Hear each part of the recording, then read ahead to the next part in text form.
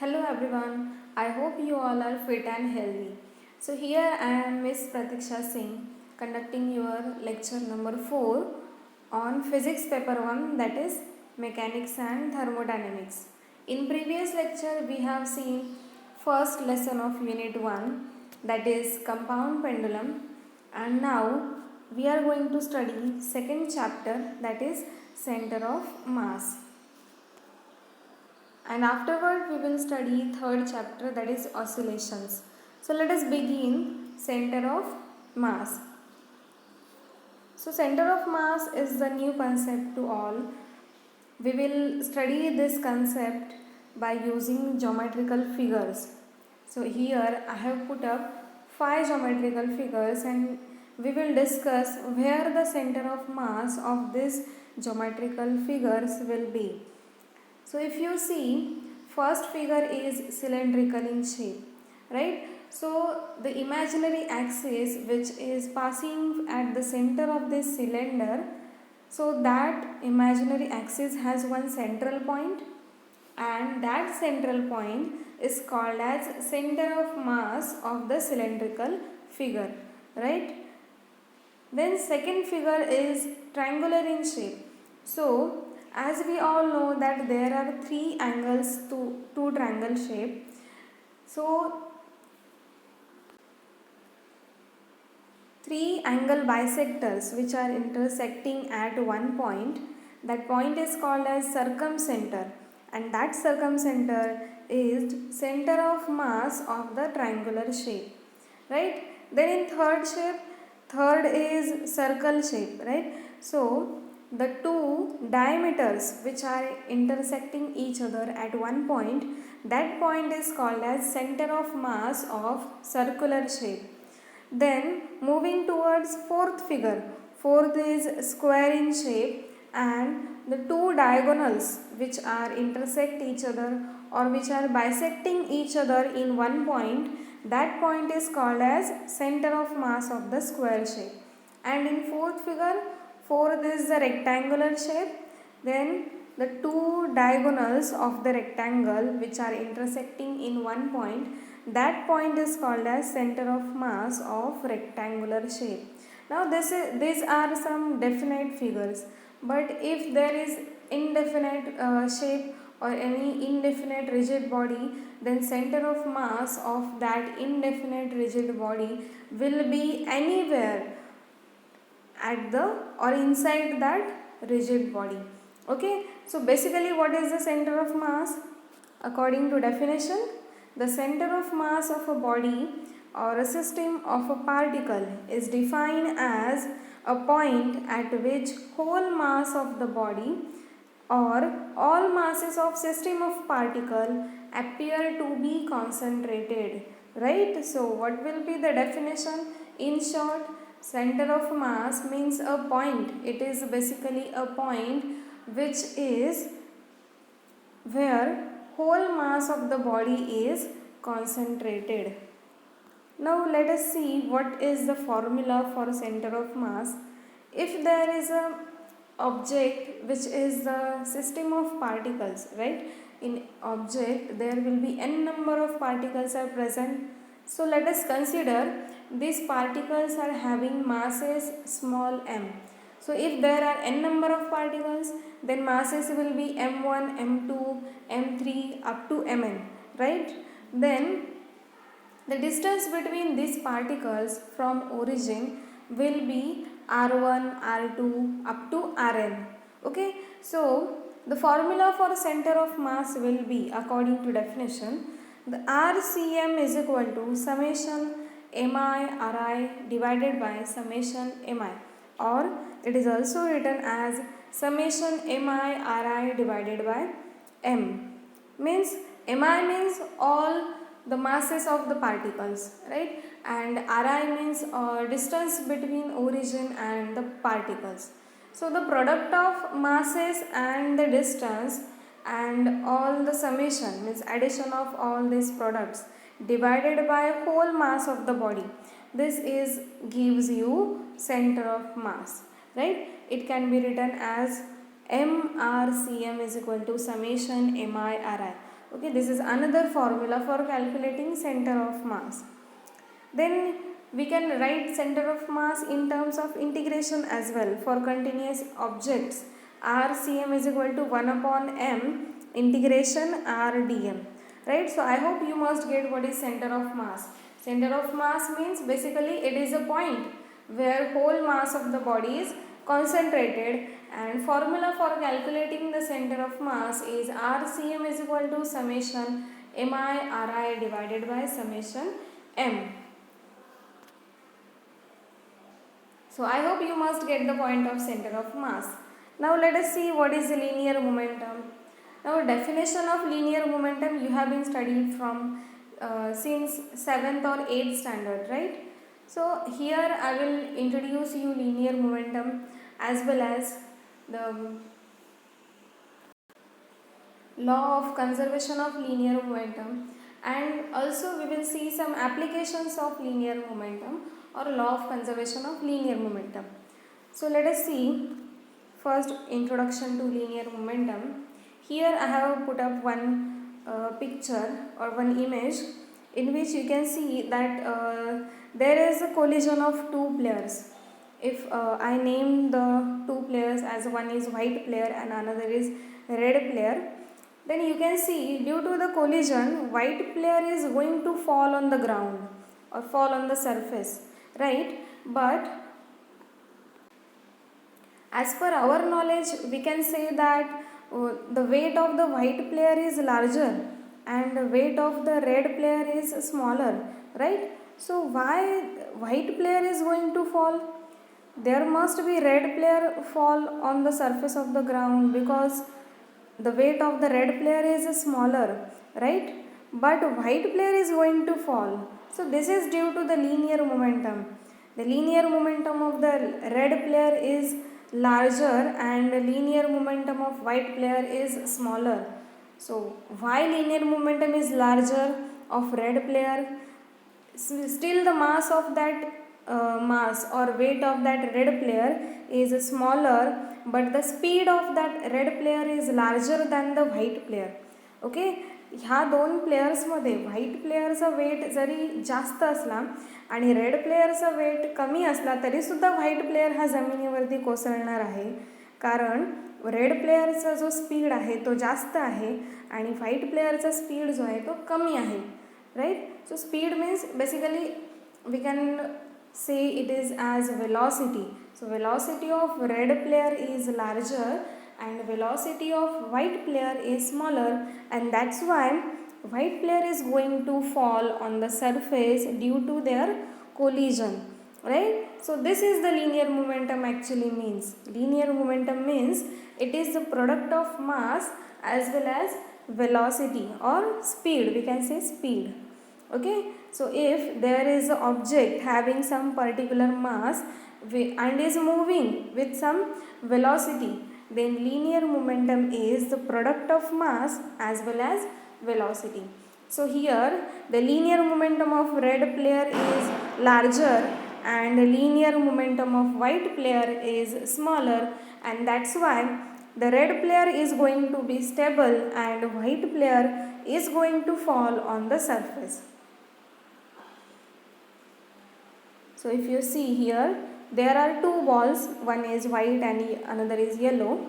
So first ball is moving with some linear momentum with some mass m and velocity v, and it collide on the yellow ball.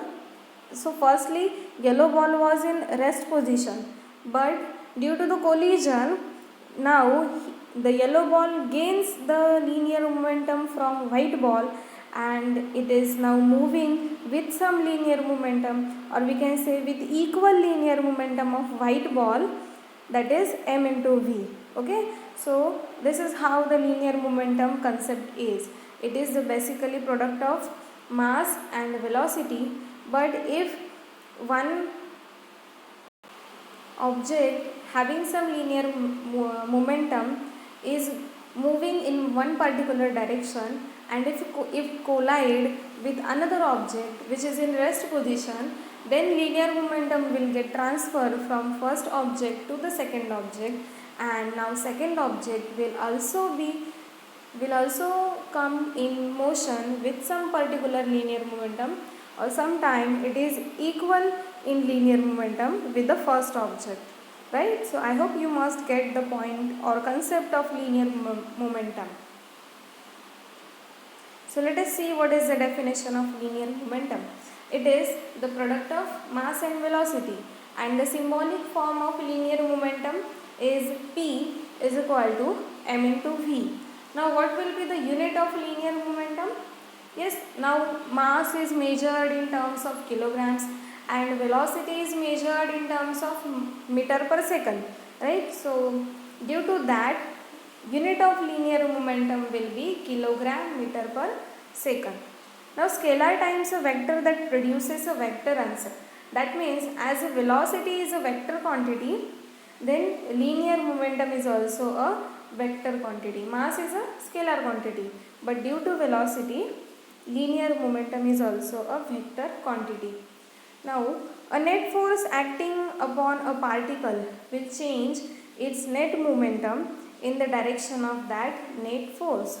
That is, summation F is rate of change of linear momentum. Means sometimes force is also defined as rate of change of linear momentum with respect to time.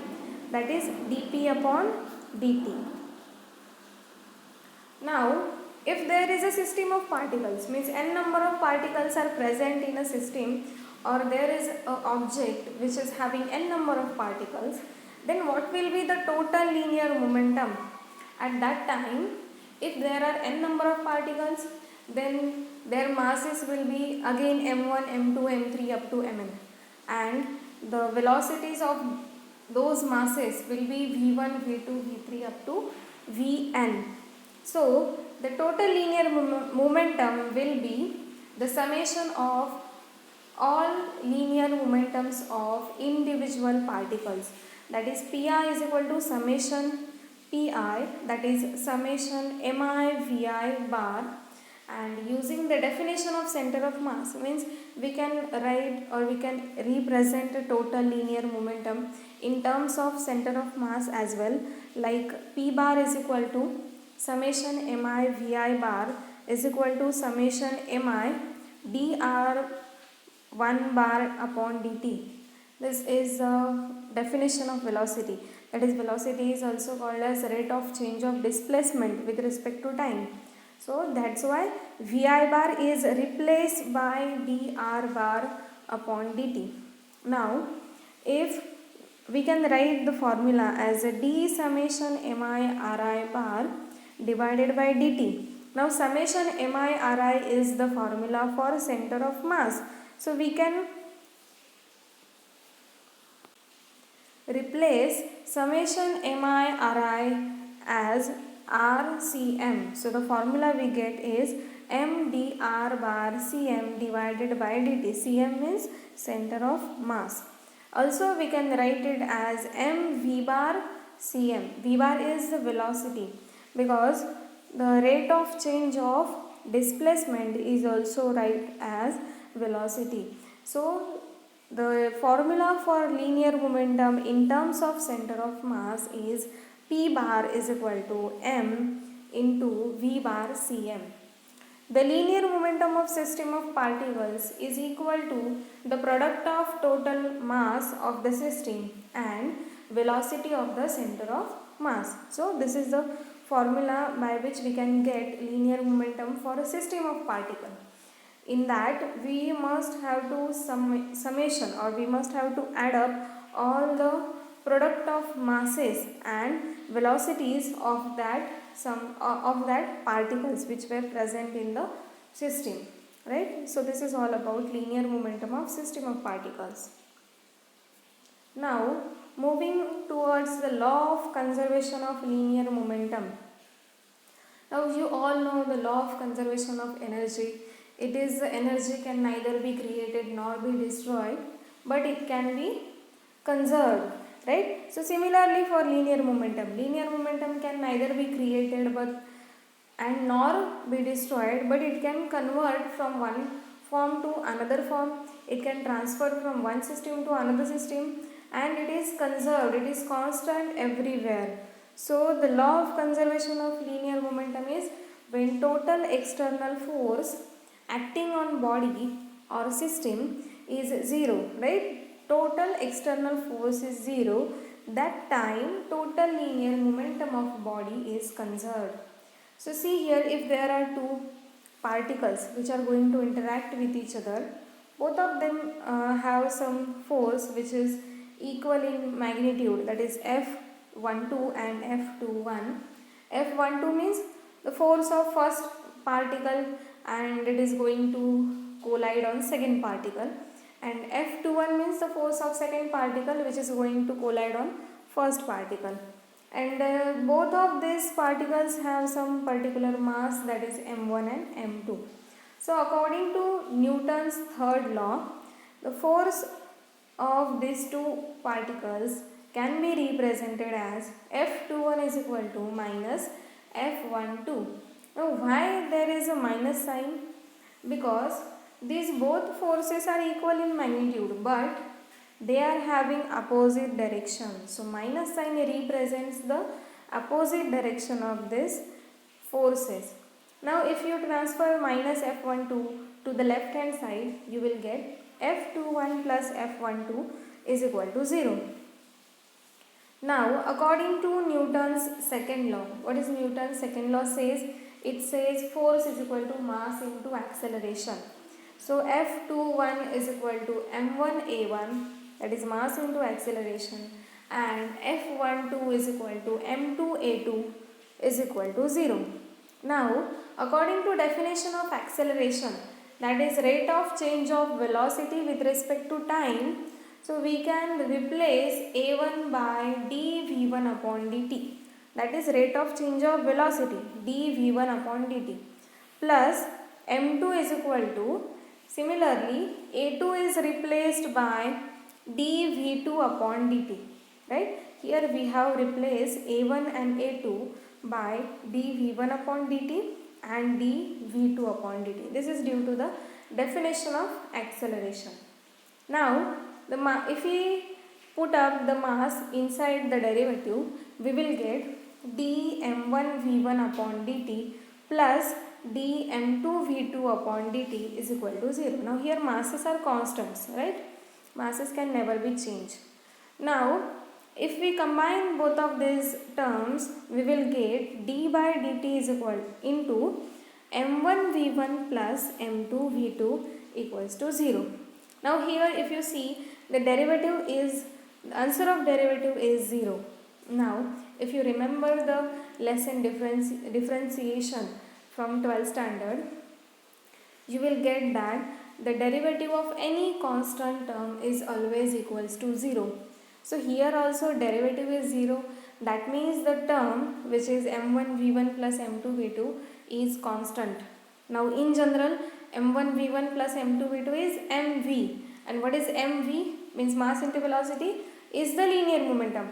So p is equal to mv, this is the constant term, means always linear momentum of any system, always it is conserved if there is no external force or the force is 0, that time the linear momentum of a system is always conserved, right? So I hope you must get or you must understand the topic linear momentum, concept, introduction and formula for linear momentum, and for system of particles, and law of conservation of linear momentum. Now moving towards the application part, here we will see applications of law of conservation of linear momentum. There are number of applications of law of conservation. Law of conservation of linear momentum is one of the most powerful laws of physics, and it can be applied to macroscopic systems as well as microscopic systems, means big systems as well as small system, and it has endless number of applications, but we will see only 4. So first application that we will see is rifle recoil, and second is alpha emission, third is collision of particles, and fourth is rocket motion. So in these four applications we will see how these terms are based on the law of conservation of linear momentum. So let us see first one, that is rifle recoil. If you see here, this rifle is in rest position before shooting, but after shooting it moves in backward direction slightly due to the balancing linear momentum, right? As bullet moves in forward direction with some particular speed or some particular velocity, at exactly that velocity, equal to that velocity, this rifle moves backward in direction just to balance the linear momentum, right? So this is the example of law of conservation of linear momentum. Here an ordinary rifle kicks backward just to balance the total linear momentum, right? The balance, to balance the momentum of that bullet and rifle, this rifle kicks itself backward in direction. Okay, so this is the first application of law of conservation of linear momentum. Then in second, that is alpha emission. We will see one reaction or one example of alpha emission, that is uranium. Uranium is a radioactive element. If uranium undergoes radioactive decay, it emits one element, that is helium element, that is 2 protons and 2 neutrons. It lost 2 protons and 2 neutrons with emerging some energy. This reaction is exothermic reaction. So it emerges some energy and forms a new daughter nucleus, that is thorium, which has a 90 atomic number and 234 atomic mass number. So uranium undergoes radioactive decay with emerging or losing 2 protons and 2 neutrons. Okay, so as it loses 2 protons and 2 neutrons, to balance each other or to balance the linear momentum of each other, this thorium, that is daughter nucleus, and 2 protons and 2 neutrons, that is helium nucleus, moves opposite in direction with same speed, right? If you see here, when a parent nucleus undergoes alpha decay, that time after decaying or after disintegration, daughter nucleus and alpha nucleus or alpha particle moves opposite in direction with same speed. Okay, just to balance each other. So this is the example of law of conservation of linear momentum. Here total charge is conserved and linear momentum and angular momentum are also conserved. Total charge is conserved, like if you count atomic number, means electrons and protons, then you will see in left hand side and in right hand side they are in equal numbers. If you count right hand side, 90 plus 2 is 92, that is equal to left hand side, and atomic mass, that is 234 plus 4, that is 238, and this is equal to left hand side, that is 238. So charge is also conserved and linear and angular momentums are also conserved.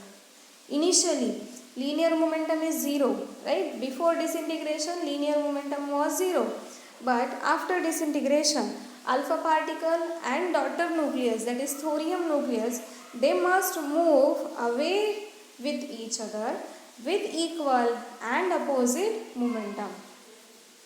So this was our second application, that is alpha emission. Now we will see third application, that is collision of particles. If you see in diagram, there are two particles A and B having some particular mass m1 and m2.